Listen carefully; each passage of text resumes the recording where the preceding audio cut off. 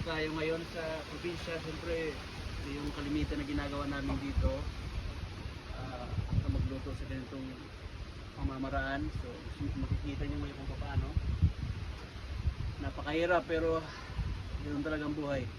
Pag di ka nagsipag, walang mangyayari. So ngayon magluto tayo ng itlog. May bagyo dito.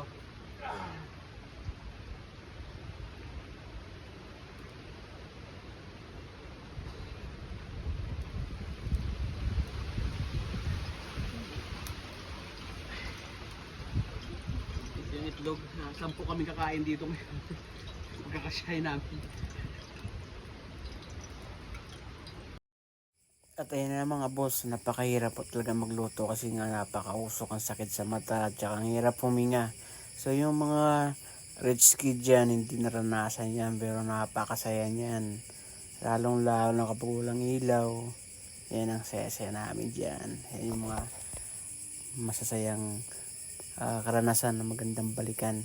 So dyan, mag-a-add pa tayo dyan ng tuyo kasi kulang yan sa amin. Kung yan lang ay uulam namin. So dyan, magpiprito pa tayo ng tuyo dyan para magkasya. Boss, ito po mga boss. Hindi mapuot. Mapuot yung usok. So meron kami na patutuyo. Ito yung wala namin dagdag doon sa itlog. Ang hirap pagluto kasi mapuot. You serious?